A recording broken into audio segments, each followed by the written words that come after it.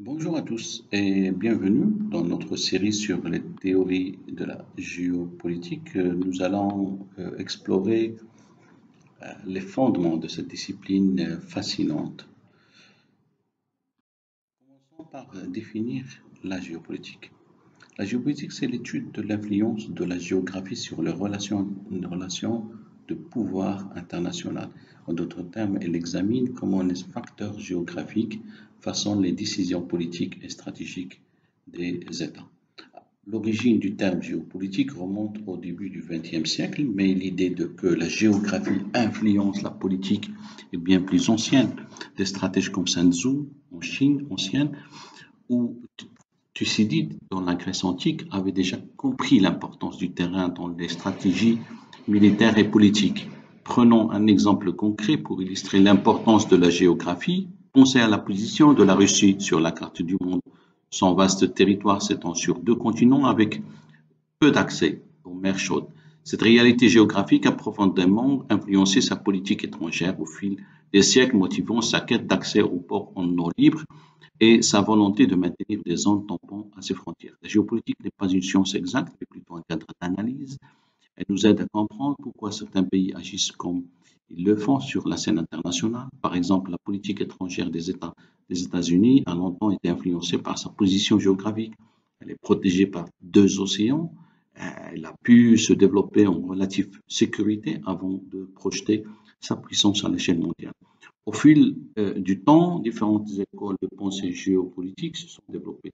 Nous explorerons ces théories en détail dans les prochaines diapos, mais permettez-moi d'en mentionner quelques-unes pour vous donner un avant-goût. Il y a la théorie Heartland, Alfred Mackinder, qui postule que qui contrôle l'Europe de l'Est contrôle le cœur du monde. Nous avons aussi la théorie du pouvoir maritime, Sea d'Alfred Mahan, qui souligne l'importance du contrôle des mers. Plus récemment, des théories comme celle du choc des civilisations, Samuel Huntington, ont cherché à expliquer les conflits mondiaux en termes de différences culturelles plutôt que purement géographiques. La géopolitique n'est pas figée dans le temps, elle évolue constamment avec les nouvelles technologies, les défis environnementaux, les changements économiques, etc. On voit bien l'émergence du superespace comme nouveau territoire à contrôler. Cela a donné naissance à ce qu'on peut appeler la cybergéopolitique. De même, le changement climatique redessine littéralement la carte du monde, ouvrant de nouvelles routes maritimes dans l'Arctique et menaçant l'existence même de certains États insulaires. Ces changements ont des implications géopolitiques profondes que nous explorerons plus tard dans cette série.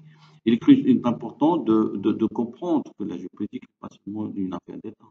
Les entreprises multinationales, les organisations non gouvernementales et même les individus peuvent être des acteurs géopolitiques. Pensez à l'influence d'une entreprise comme Google sur la circulation de l'information à l'échelle mondiale. Dans notre monde interconnecté, les géopolitiques nous concernent tous, que ce soit à travers les prix de l'énergie, les flux migratoires, les conflits internationaux, les dynamiques géopolitiques. Tout ça, une façon de notre quotidien, souvent de manière invisible. Au cours de cette série, nous allons décortiquer ces concepts, explorer les grandes théories et examiner comment elles s'appliquent aux défis du XXIe siècle. Nous verrons comment ces idées influencent les décisions des leaders mondiaux et façonnent le monde dans lequel nous vivons. Dans notre prochaine présentation, nous plongeons dans la théorie classique de la géopolitique. Nous commençons par la théorie Heartland et Mackinder et nous verrons comment ces idées, bien que centenaires, continuent d'influencer la pensée stratégique moderne. Maintenant, dans cette diapositive, nous allons nous pencher sur 2 théories classiques fondamentales, la théorie Heartland de Hartford Mackinder et la théorie du pouvoir maritime Sea Power d'Alfred Mahan. Ces 2 concepts ont profondément marqué la pensée géopolitique du XXe siècle et continuent d'influencer les stratégies contemporaines. Alors, commençons par la théorie du Heartland et de Harvard Mackinder. C'est en 1904, ce géographe britannique présente sa vision révolutionnaire dans un article intitulé Le pivot géographique de l'histoire. Mackinder va diviser le monde en 3 zones. Alors, comme vous le voyez, il y a le Heartland, le cœur du monde, correspond grossièrement à l'Eurasie centrale et orientale. Le croissant intérieur, englobant l'Europe occidentale, le Moyen-Orient, l'Inde et la Chine, et le croissant extérieur, comprenant les Amériques, l'Afrique subsaharienne et les îles océaniques. La thèse centrale de Mackinder est résumée par son célèbre axiome. Alors, qui contrôle l'Europe de l'Est commande le Heartland. Qui contrôle le Heartland commande l'île monde. Et qui contrôle l'île monde commande le monde. Par île monde, Mackinder désigne l'ensemble de l'Eurasie-Afrique qu'il considère comme le plus grand bloc continental. Cette théorie a eu un impact considérable. Elle a notamment influencé la politique d'endiguement des États-Unis pendant la guerre froide, visant à contenir l'expansion soviétique autour du Heartland. Cependant, la théorie Mackinder n'est pas sans critique. Elle accorde peut-être trop d'importance au contrôle terrestre et ne prend pas suffisamment en compte les avancées technologiques, notamment dans le domaine aérien et naval. Passons maintenant à la deuxième théorie, à la théorie du pouvoir maritime d'Alfred Mahan. Cet amiral et historien américain développe sa théorie à la fin du XIXe siècle, notamment dans son ouvrage The Influence of Sea Power Upon History, publié en 1980. Contrairement à Mackinder, Mahan considère que la clé de la domination mondiale réside dans le contrôle des mers. Il argue que les grandes puissances historiques, de Rome à la Grande-Bretagne, ont toutes été des puissances maritimes. Selon Mahan, 6 conditions principales déterminent le potentiel de puissance maritime d'une nation. Premièrement, sa position géographique, la configuration physique, notamment la présence de ports naturels, l'étendue du territoire, la taille de la population, le caractère national et enfin le caractère du gouvernement, c'est-à-dire sa capacité à promouvoir des entreprises maritimes. Mahan souligne l'importance stratégique des points de passage maritimes comme le canal de Suez, le détroit de Malacca et ou encore le canal de Panama. Il préconise le développement d'une marine puissante et l'établissement de bases navales à travers le monde pour projeter la puissance et protéger les routes commerciales. La théorie de Mahan a profondément influencé la politique étrangère américaine, justifiant l'expansion navale des États-Unis à la fin du XIXe siècle et au début du XXe siècle. Elle a également inspiré d'autres puissances comme le Japon et l'Allemagne dans leur quête d'empire colonial. Il est fascinant de noter comment ces deux théories apparemment contradictoires ont coexisté et influencé la géopolitique mondiale, alors que Mackinder voyait le contrôle terrestre comme clé, Mahan privilégiait la domination maritime. Cette dualité terre-mer a façonné de nombreux conflits et stratégies au XXe siècle. Par exemple, pendant la Seconde Guerre mondiale, on peut voir que l'Allemagne nazie a adopté une stratégie plus proche de la vision de Mackinder en cherchant à dominer l'Eurasie, tandis que les Alliés, en particulier les États-Unis et le Royaume-Uni, ont largement suivi une approche mahanienne en s'appuyant sur leur puissance maritime. Il est important de comprendre que ces théories, bien que fondamentales, doivent être considérées dans leur contexte historique. Le monde a considérablement changé depuis leur formation. L'avènement de l'aviation, des missiles intercontinentaux et plus récemment du cyberespace a ajouté de nouvelles dimensions à la géopolitique. Néanmoins, les concepts de Mackinder-Mahan continuent d'influencer la pensée stratégique moderne. Par exemple, la politique chinoise des nouvelles routes de la soie peut être vue comme une tentative de combiner les approches terrestres et maritimes pour étendre son influence.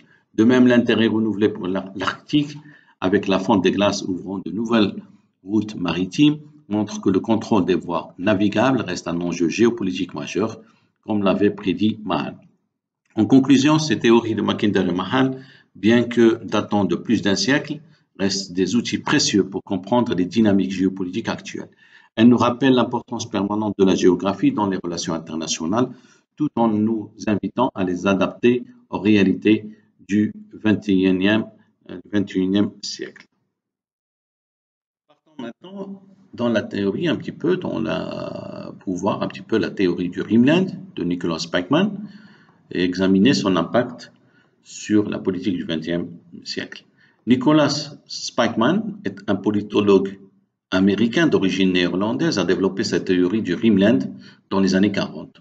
en partie en réponse aux idées de Hartford Mackinder que nous avons explorées dans notre dernière diapositive. Spikeman a cherché à affiner, à adapter la théorie du Heartland pour mieux refléter les réalités géopolitiques de son époque. Alors, commençons par définir le concept clé de Spikeman, le Rimland. Le Rimland, ou terre du pourtour, correspond approximativement au croissant intérieur de Mackinder. Il s'agit de la bande côtière eurasiatique qui s'étend de l'Europe occidentale en passant par le Moyen-Orient, l'Inde, l'Asie du Sud-Est jusqu'à la Chine et la Corée. Spikeman considère cette région comme la clé de la domination mondiale plutôt que le Heartland de Mackinder. La thèse centrale de Spikeman peut être résumée par cette citation. Qui contrôle le Rimland domine l'Eurasie, qui domine l'Eurasie contrôle les destinées du monde. Cette formulation est clairement une réponse directe à l'axiome de Mackinder, mais avec un déplacement crucial et très important de l'accent du Heartland vers le Rimland. Alors pourquoi Spikeman accorde-t-il une telle importance au Rimland? Il avance plusieurs arguments. Alors, premièrement, les ressources sur population. Le Rimland contient la majorité de la population mondiale et une grande partie des ressources de la planète. Alors, deuxièmement, l'accès maritime. Contrairement au Heartland qui est enclavé, le Rimland a accès en mer, ce qui lui confère un avantage économique et stratégique. Troisièmement, le potentiel industriel. Les régions du Rimland ont un fort potentiel de développement industriel important pour la puissance militaire et économique. Et quatrièmement, la position tampon. Le Rimland sert de zone tampon entre les puissances maritimes et le Heartland lui donnant un rôle pivot dans les conflits mondiaux. Alors, Spikeman ne nie pas l'importance du Heartland, mais il le voit plutôt comme une menace potentielle pour le Rimland qu'une base de domination mondiale. Il argumente que le pouvoir terrestre du Heartland doit être contrebalancé par une alliance des puissances du Rimland et des puissances maritimes. Cette théorie a eu des implications profondes sur la politique étrangère américaine pendant et après la Seconde Guerre mondiale. Elle a notamment influencé la stratégie d'endiguement, containment, adoptée par les États-Unis pendant la guerre froide. Alors, George Kennan, l'architecte de la politique d'endiguement, a été influencé par les idées de Spikeman. La stratégie consistait à empêcher l'expansion soviétique, puissance du Heartland, en renforçant les alliances avec les pays du Rimland. Cela explique en partie l'engagement américain en Europe occidentale, à travers l'OTAN notamment, au Moyen-Orient, la doctrine d'Eisenhower, et en Asie de l'Est, alliance avec le Japon, la Corée du Sud et plus tard le rapprochement avec la Chine. Alors, la théorie de Spikeman a également contribué à justifier l'interventionnisme américain dans les régions comme le Vietnam, perçu comme un élément crucial ou important du Rimland qu'il fallait empêcher de tomber sous l'influence communiste. Il est ainsi intéressant de noter que cette théorie du Rimland combine des éléments des approches de Mackinder et de Mahan. Comme Mackinder, Spikeman, il reconnaît l'importance de l'Eurasie. Mais comme Mahan, il souligne l'importance de l'accès maritime et du contrôle des littoraux. Cependant, la théorie de Spikeman n'est pas sans critique. Alors, premièrement, elle peut être vue comme trop déterministe, supposant que la géographie seule dicte le destin géopolitique des nations. Elle ne prend pas suffisamment en compte les facteurs non géographiques comme la culture, l'idéologie ou les avancées technologiques.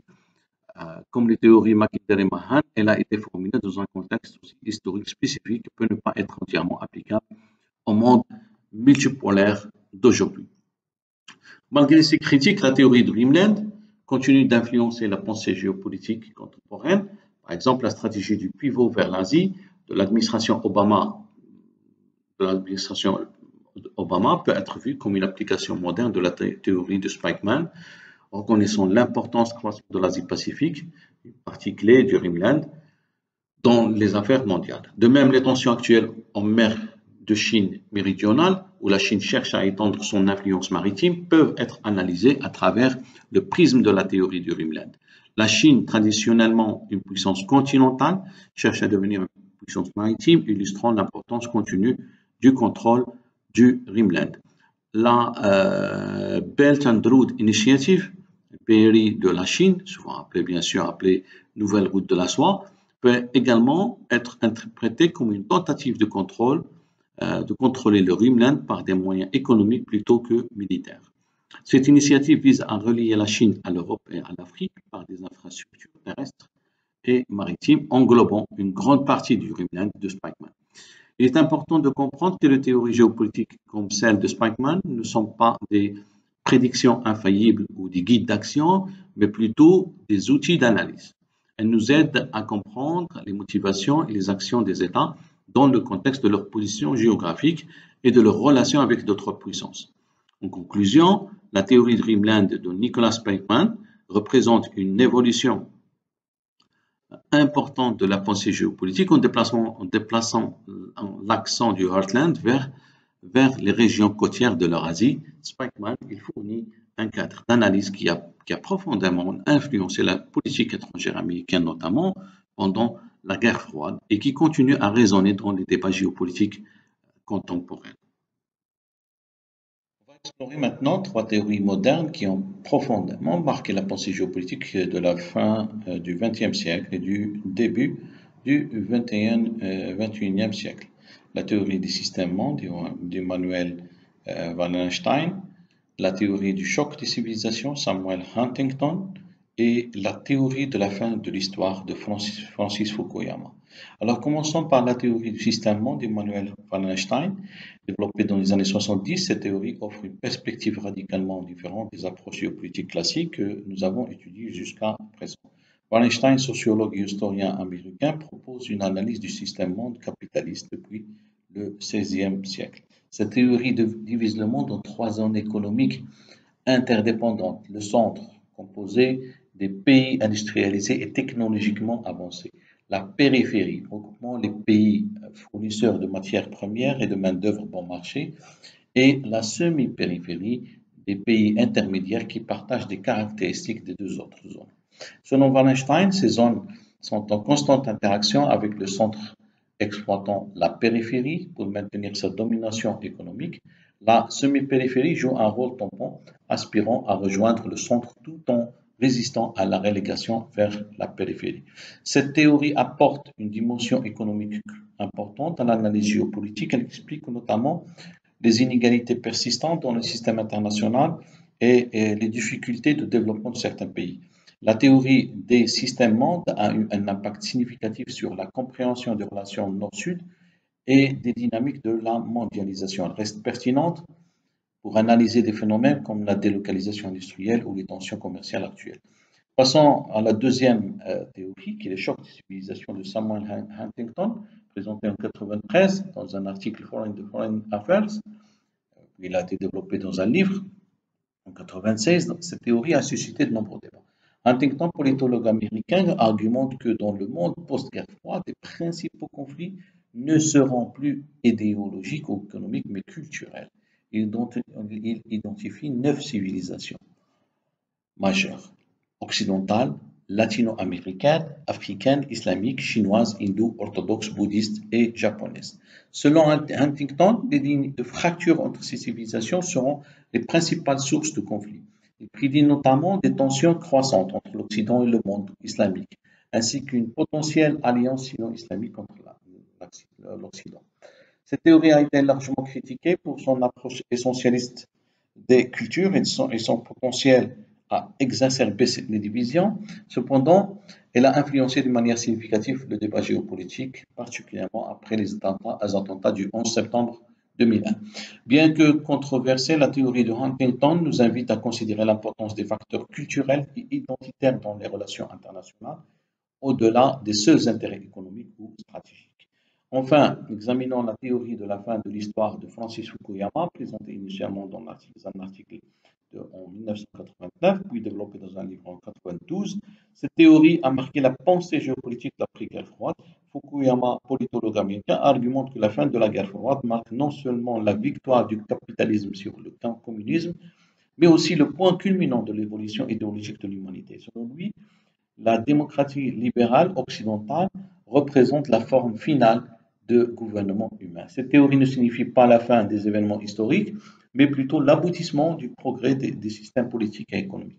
Fukuyama suggère que les conflits futurs seront principalement liés à la mise en œuvre de ce modèle plutôt qu'à des affrontements entre systèmes idéologiques fondamentalement différents.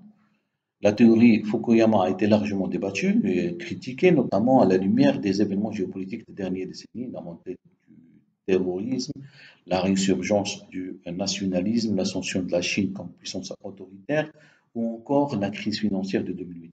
Donc, malgré ces critiques, la théorie de la fin de l'histoire reste importante pour comprendre l'optimisme occidental des années 90 et le cadre intellectuel qui a influencé la politique étrangère américaine au début du XXIe siècle.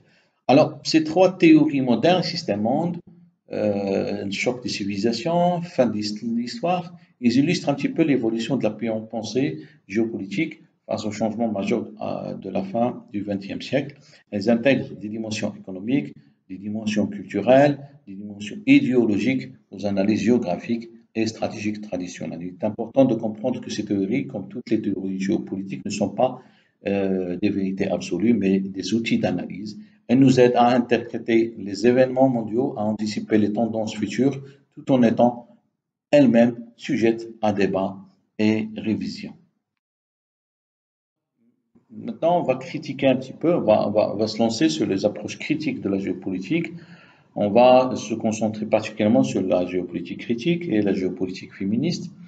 Des approches qui remettent en question les fondements même de la discipline et offrent de nouvelles perspectives, d'autres nouvelles perspectives pour comprendre les dynamiques du pouvoir dans le monde.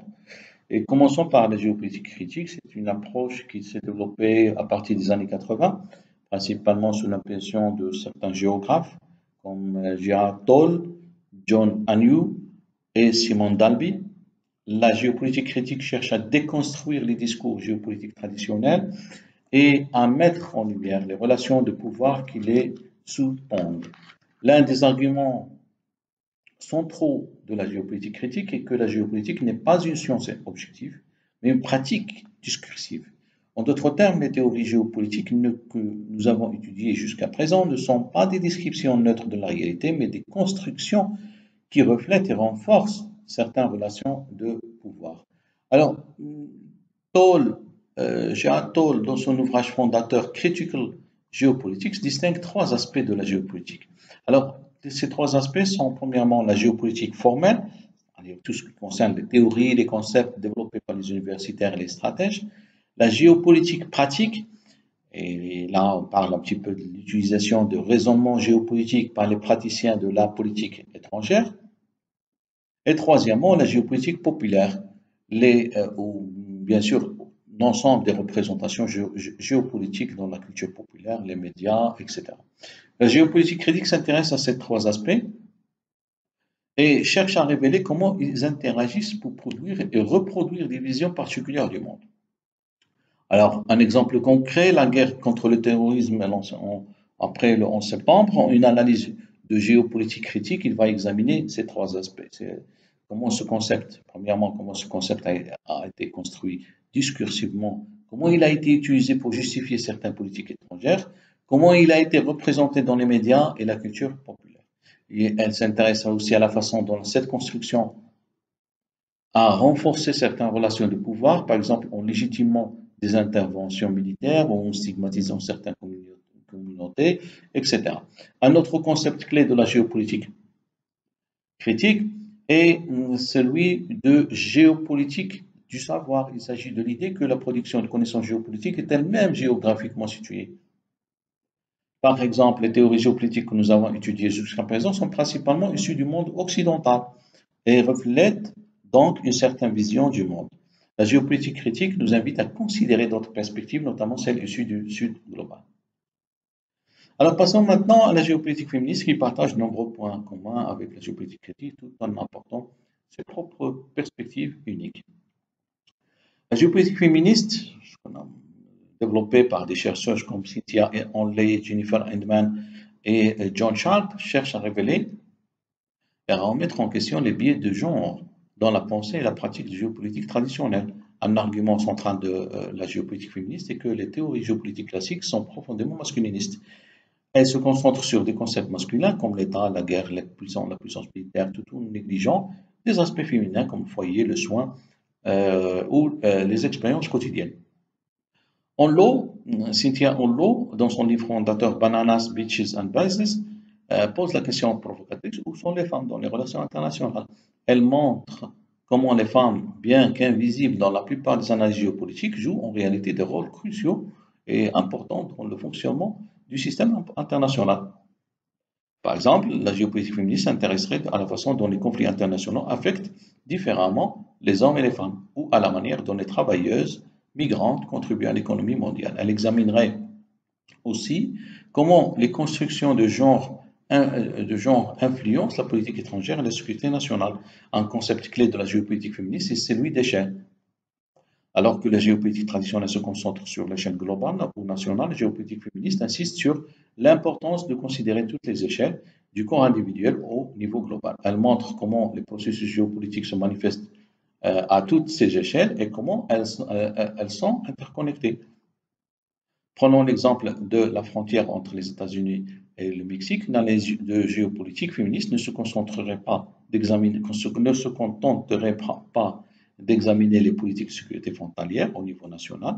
Elle s'intéressait aussi aux expériences des femmes migrantes, à la façon dont les politiques frontalières affectent les communautés locales des deux côtés de la frontière, ou encore à la manière dont les discours sur la sécurité frontalière utilisent des stéréotypes de genre. Ces approches critiques de la géopolitique ont donc plusieurs implications importantes. Donc, elles nous invitent à remettre en question les vérités géopolitiques établies et à considérer comment elles ont été construites et à qui elles profitent.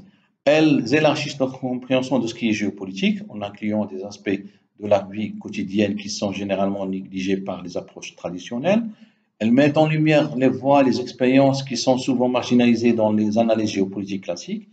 Elles nous encouragent à considérer comment nos propres positions et expériences influencent notre compréhension des questions géopolitiques. Cependant, ces approches, bien sûr, critiques ne sont pas sans controverse. Certains critiques argumentent qu'en se concentrant sur le discours et la représentation, elles négligent les réalités dures de la géographie physique et de la puissance militaire. D'autres suggèrent qu'elles peuvent conduire à un relativisme excessif où toutes les interprétations géopolitiques sont considérées comme également valides. Malgré ces critiques, ces approches critiques de la géopolitique ont indéniablement enrichi la discipline. Elles nous offrent de nouveaux outils pour comprendre les complexités du monde contemporain et pour remettre en question les narrations géopolitiques dominantes. En conclusion, la géopolitique critique et la géopolitique féministe représentent un tournant important dans la pensée géopolitique. Elle nous rappelle que la géopolitique n'est pas seulement une question de carte et de territoire, mais aussi de discours, de représentation et d'expériences vécues. Elle nous invite à adopter une approche plus réflexive et plus inclusive de la géopolitique. Arrivé à ce stade, nous allons explorer un domaine important de la géopolitique contemporaine, la géopolitique des ressources. C'est une approche qui examine comment la distribution, l'accès et le contrôle des ressources naturelles façonnent les relations de pouvoir à l'échelle mondiale. Alors, commençons par définir ce que nous entendons par ressources dans ce contexte. Il s'agit principalement des ressources naturelles, notamment les hydrocarbures, le pétrole et gaz, les minéraux, l'eau douce, les terres arables, mais aussi des ressources renouvelables comme l'énergie solaire ou éolienne. La géopolitique des ressources s'intéresse à la façon dont ces éléments influencent les stratégies des États et les dynamiques internationales. L'importance des ressources dans la géopolitique n'est pas nouvelle. Déjà au XIXe siècle, le géographe britannique Alfred Mackinder soulignait l'importance du contrôle des ressources dans sa théorie du Heartland. Cependant, avec l'industrialisation croissante et la mondialisation, la question des ressources est devenue de plus en plus centrale dans les relations internationales. Et examinons quelques théories de la géopolitique des ressources. Premièrement, la théorie de la malédiction des ressources. Développée dans les années 90, cette théorie suggère que les pays riches en ressources naturelles, en particulier les pays en développement, ont tendance à connaître une croissance économique plus lente et un développement plus faible que les pays avec moins de ressources. Cela s'explique par plusieurs facteurs. Premier, la maladie hollandaise. L'afflux de devises lié à l'exploitation de ressources peut conduire à une appréciation de la monnaie locale, rendant les autres secteurs de l'économie moins compétitifs. Deuxièmement, la corruption et les conflits. La présence de ressources précieuses peut encourager la corruption et alimenter les conflits internes, parenthèses et externes. Et troisièmement, la dépendance. Une dépendance excessive aux exploitations de ressources peut freiner le développement d'autres secteurs économiques. Alors, cette théorie a des implications géopolitiques importantes car elle suggère que la richesse en ressources peut paradoxalement être source d'instabilité et de vulnérabilité géopolitique. Deuxième théorie, c'est la théorie du pic pétrolier, proposée par le géologue King Herbert dans les années 50. Cette théorie prédit que la production mondiale de pétrole atteindra un pic avant de décliner inévitablement. Bien que controversée et souvent remise en question par les avancées technologiques, cette théorie a eu un impact significatif sur la pensée géopolitique. La perspective d'une diminution des ressources pétrolières a influencé les stratégies énergétiques des États, encourageant la recherche des sources alternatives et intensifiant la compétition pour le contrôle des réserves restantes. Elle a également alimenté des réflexions sur la transition énergétique et ses implications géopolitiques. Alors, troisième théorie, la théorie des conflits de ressources. Cette approche examine comment la compétition pour les ressources peut conduire à des conflits interétatiques ou intra-étatiques. Elle s'intéresse notamment aux guerres de ressources, où le contrôle des ressources naturelles est un moteur central du conflit. Par exemple, certains analystes ont interprété l'invasion du Koweït par l'Irak en 1990 comme une tentative de contrôler les ressources pétrolières. De même, les conflits dans la région des Grands Lacs en Afrique ont souvent été liés à la compétition pour les ressources minérales.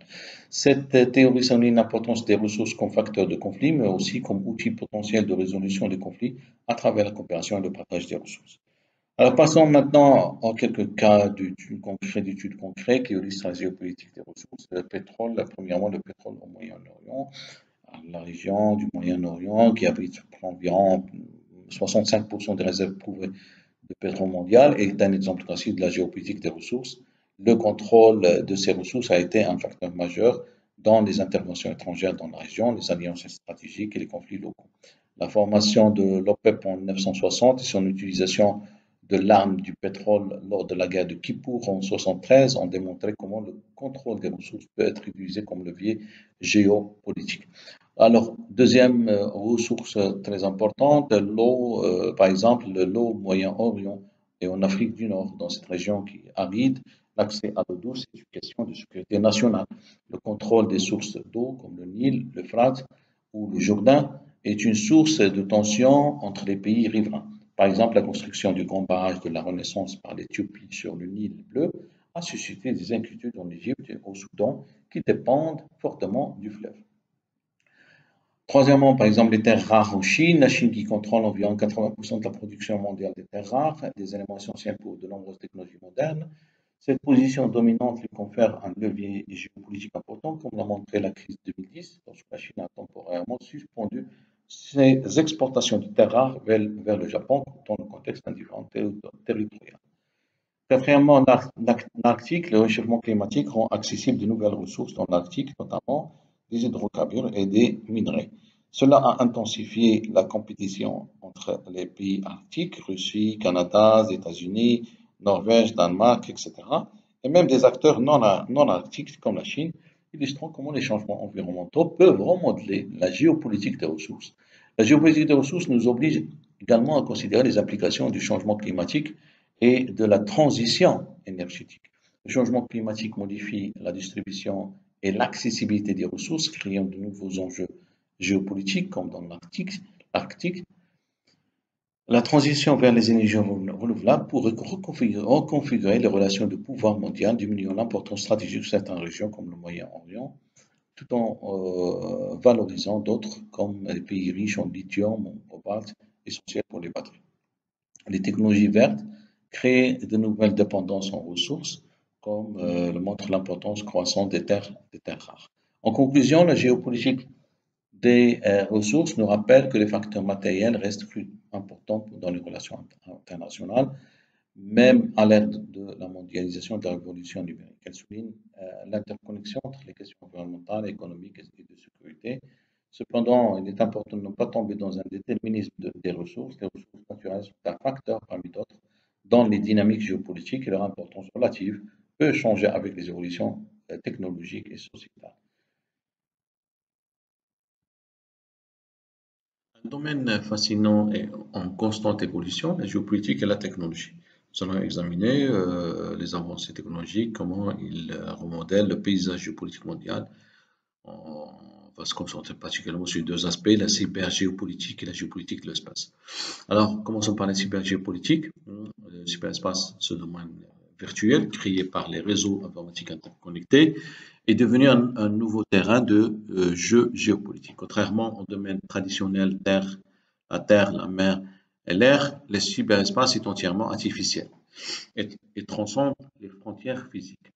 Cela pose de nouveaux défis pour les concepts géopolitiques classiques, comme la souveraineté et le territoire. Alors, la cybergéopolitique s'intéresse à plusieurs aspects. La cybersécurité, donc les États cherchent à protéger leurs infrastructures critiques et leurs données sensibles contre les cyberattaques. Des incidents comme l'attaque Stuxnet contre le programme nucléaire iranien en 2010 ou le piratage de Sony Pictures attribué à la Corée du Nord en 2014 illustrent comment le cyberespace peut être utilisé comme un outil de projection de puissance. La surveillance et le contrôle de l'information, par exemple les révélations d'Edward Snowden en 2013 sur le programme de surveillance de la NSA, ont mis en lumière l'ampleur de la collecte de données par les États. Parallèlement, des pays comme la Chine, avec son grand pare-feu, cherchent à contrôler le flux d'informations sur Internet.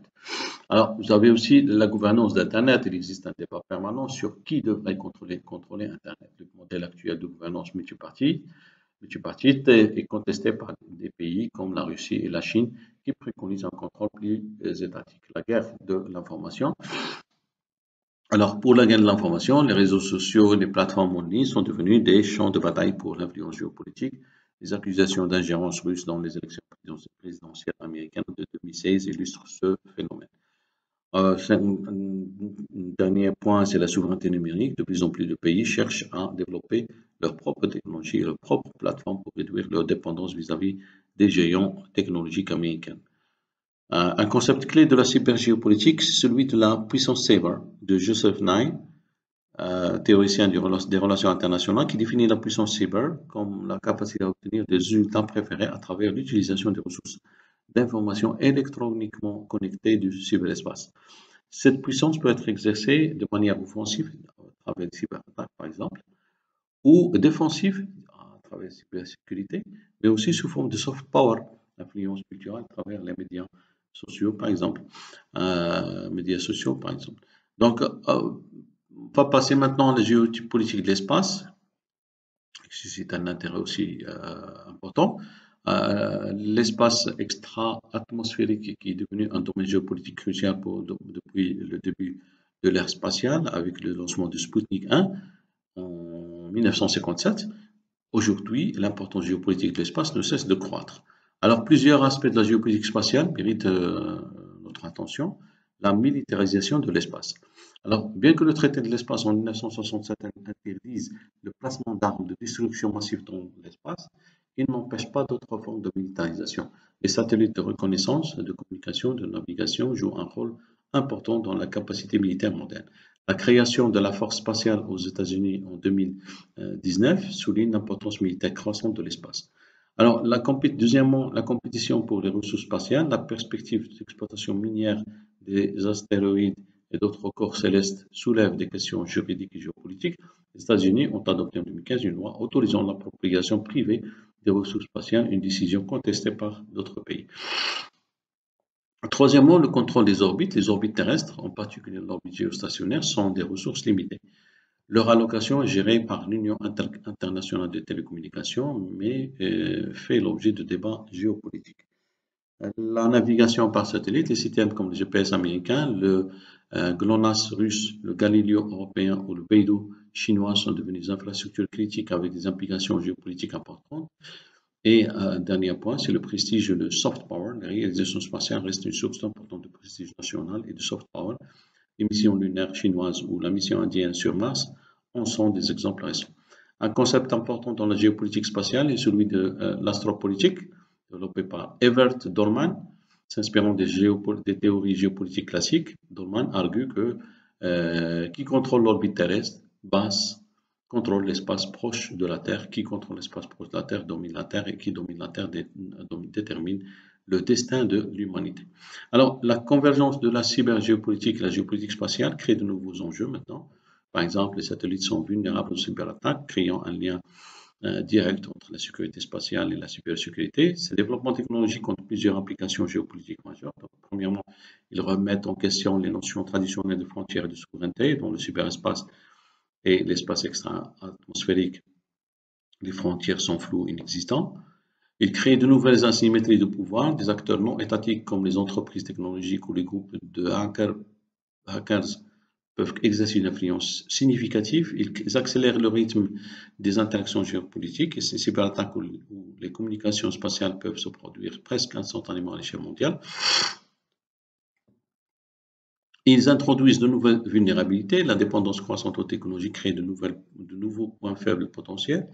Ils ouvrent de nouveaux champs de coopération et de conflits. Par exemple, la lutte contre la cybercriminalité nécessite une coopération internationale, tandis que la compétition pour les ressources spatiales pourrait devenir une nouvelle source de tension.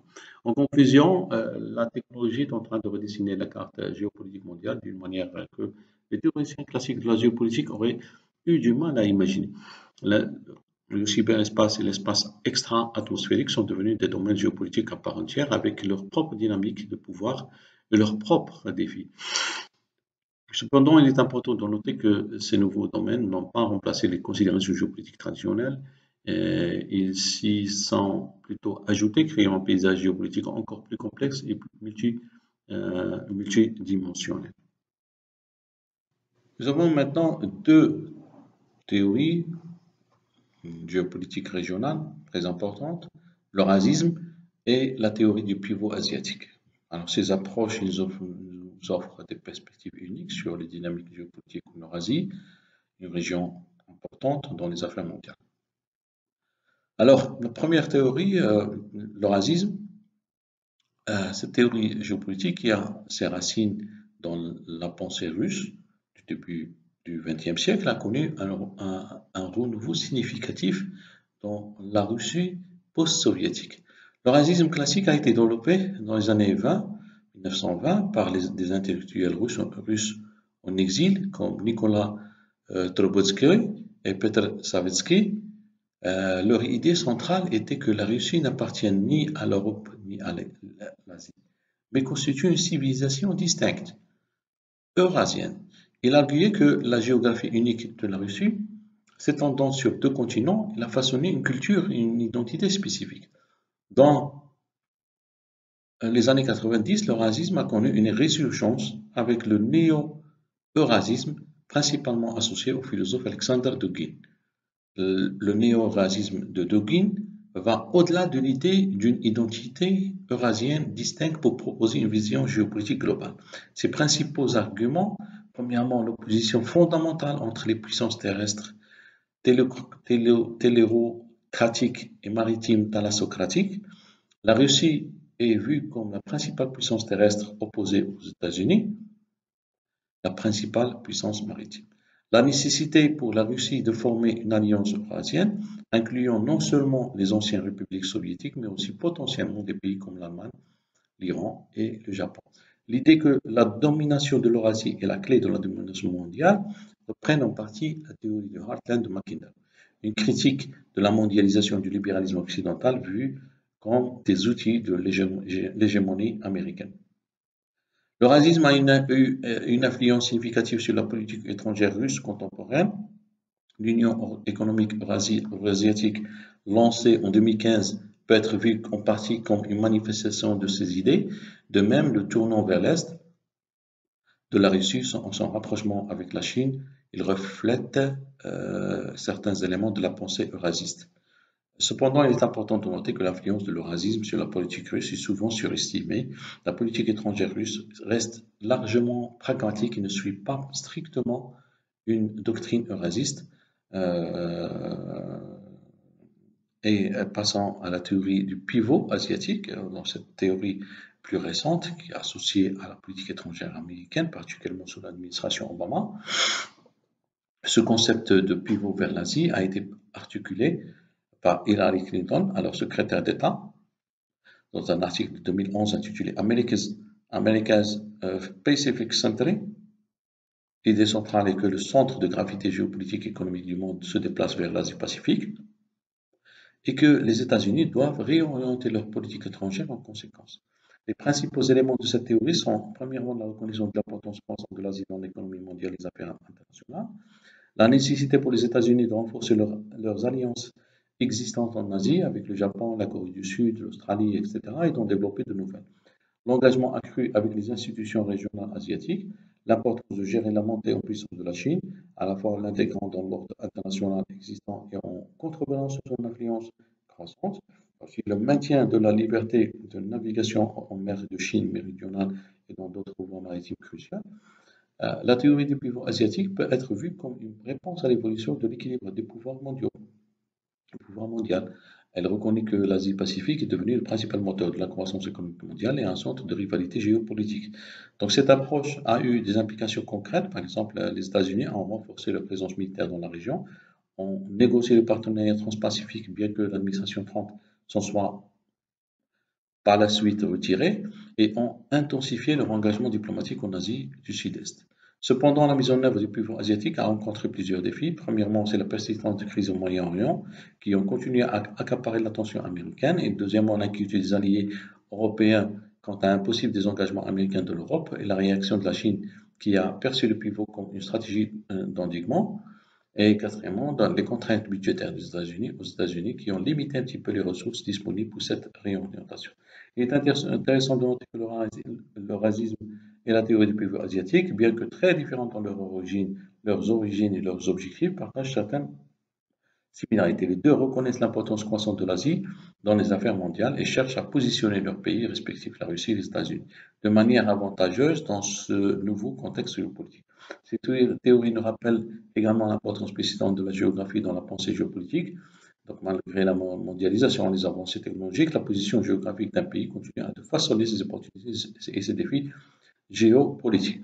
En comparant ces deux approches, nous pouvons observer comment différentes puissances perçoivent et réagissent aux changements dans l'équilibre du pouvoir mondial. Le racisme représente une tentative de redéfinir l'identité et le rôle de la Russie dans un monde post-guerre froide, tandis que le pivot asiatique est une réponse américaine à la montée en puissance de l'Asie et particulièrement la Chine. Ces théories ont également des applications pour d'autres acteurs régionaux, par exemple, comment les pays d'Asie centrale se positionnent-ils entre les visions eurasistes russes et le pivot américain vers l'Asie, comment le Japon, allié clé des États-Unis, perçoit-il ces dynamiques. Alors en conclusion, donc, le racisme et la théorie pivot asiatique nous offrent des perspectives précieuses sur les dynamiques géopolitiques contemporaines en Eurasie et illustrent comment les théories géopolitiques continuent d'évoluer en réponse au changement dans l'équilibre des pouvoirs mondiaux. Merci. Alors, la géoéconomie, elle étudie l'interaction entre l'économie, la géographie et la politique, tout simplement. Elle examine comment les facteurs économiques influencent les relations de pouvoir entre les nations et façonnent la politique mondiale. Nous allons explorer un petit peu les principales théories reliant économie géopolitique, le rôle des organisations économiques internationales et l'impact des guerres commerciales sur la scène mondiale. Alors, premièrement, il y a la théorie de l'hégémonie économique, développée par des chercheurs comme Robert Gilpin. Elle suggère qu'un pays dominant économiquement peut exercer une influence géopolitique considérable. L'exemple parfait est la domination économique des États-Unis après la Seconde Guerre mondiale, qui a fortement influencé l'ordre mondial. Alors, il y a aussi la théorie des systèmes mondes qui nous revient maintenant, donc Immanuel Wallenstein, qui divise un petit peu le monde entre centre, semi-périphérie, périphérie. C'est une structure économique, on se rappelle, c'est une structure économique mondiale qui influence profondément les relations de pouvoir et les dynamiques géopolitiques. Il y a aussi la théorie de l'interdépendance complexe proposée par Robert Keohane et Joseph Nye, qui souligne un petit peu l'interconnexion économique croissante entre les nations et cette interconnexion qui va modifier un petit peu les relations de pouvoir traditionnelles et réduire la probabilité de conflits armés. Donc, enfin, bien entendu, là, il y a la géoéconomie des ressources. C'est une approche qui examine comment le contrôle des ressources naturelles, comme le pétrole, le gaz, les minéraux rares, influence la puissance géopolitique des nations. Donc, ces théories, on en a vu quelques-unes, ils nous aident à comprendre un petit peu comment les facteurs économiques façonnent les relations internationales et stratégies géopolitiques des États, et façon d'une manière générale. Alors, il y a aussi les organisations économiques internationales, comme le Fonds monétaire international, et un rôle important dans la stabilité financière mondiale. Il y a la Banque mondiale aussi qui influence fortement le développement économique global. L'Organisation mondiale du commerce qui régule un petit peu le commerce international, qui a un impact majeur sur les relations commerciales et les conflits entre les nations. Et il y a aussi les banques de développement régionales, comme la Banque asiatique d'investissement pour les infrastructures, qui jouent un rôle important, croissant dans la géoéconomie. Elles entrent en compétition avec les institutions financières occidentales. Alors, examinons rapidement l'impact des guerres commerciales sur la géopolitique mondiale. Donc, la guerre commerciale entre les États-Unis et la Chine est un exemple frappant. Ses origines remontent aux tensions économiques croissantes entre les deux superpuissances. Son évolution a eu des conséquences majeures sur l'économie mondiale et a redéfini certaines alliances géopolitiques. Il y a aussi les sanctions économiques qui sont devenues un outil géopolitique puissant. Pensez aux sanctions récentes contre la Russie, l'Iran, la Corée du Nord, etc. Bien que leur efficacité soit débattue, elles ont un impact indéniable sur les relations internationales. Il y a aussi les accords commerciaux régionaux qui sont utilisés comme outils d'influence géopolitique. Nous avons aussi la pandémie Covid-19 qui a révélé l'importance stratégique des chaînes d'approvisionnement et les efforts de relocalisation qui en ont découlé ont eu des implications géopolitiques importantes. Alors, de la géoéconomie qui devenait un aspect incontournable de la géopolitique moderne, on passe maintenant à la géopolitique et l'environnement. Donc, l'ensemble des changements climatiques, défis environnementaux qui sont devenus des enjeux majeurs des relations internationales. Ils redessinent les rapports de force, créent de nouvelles tensions et opportunités, obligent les États à repenser un petit peu leur stratégie. Alors, commençons par examiner les principales théories liant au changement climatique et géopolitique. Donc, nous avons la théorie de Hot Walls, développée par Harold Welzer, qui suggère que le réchauffement climatique pourrait intensifier les conflits existants et en créer de nouveaux, notamment autour des ressources en eau et des terres arables. Deuxièmement, la théorie de la sécurité environnementale, c'est une approche promue par des chercheurs comme Thomas Homer Dixon, examine comment la dégradation de l'environnement peut menacer la sécurité nationale et internationale. Il y a aussi la théorie de la justice climatique qui met en lumière les inégalités entre les pays responsables du changement climatique et ceux qui en subissent le plus les conséquences, créant de nouvelles dynamiques géopolitiques. Il y a aussi la théorie de la géo-ingénierie. Elle explore les implications géopolitiques des tentatives de manipulation du climat à grande échelle, soulevant des questions de gouvernance mondiale. Enfin, bien sûr, il y a la théorie de la transition énergétique. Elle analyse comment le passage aux énergies renouvelables modifie les équilibres de pouvoir traditionnels basés sur les hydrocarbures. Alors, ces théories, plus ou moins, nous aident à comprendre comment le changement climatique moderne le paysage géopolitique mondial. Alors, on peut faire un petit peu l'étude de cas un petit peu fascinant de la géopolitique de l'Arctique. L'Arctique, le contexte est marqué par la fonte accélérée de la banquise arctique et l'ouverture de nouvelles routes maritimes, comme le passage du nord-ouest et la route maritime du nord. Les acteurs principaux sont les États arctiques, Russie, Canada, États-Unis, Norvège, Danemark, ainsi que les observateurs du Conseil de l'Arctique, comme notamment la Chine.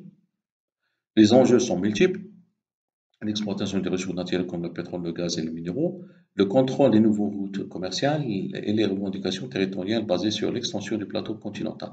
On observe des tensions avec une militarisation croissante de la région, mais aussi des coopérations, notamment des accords de coopération scientifique et environnementale. Les applications futures sont importantes, tant pour le commerce mondial que pour les risques environnementaux liés à l'exploitation intensive de la région. L'Arctique est un parfait exemple de la façon dont le changement climatique crée de nouvelles arènes géopolitiques. On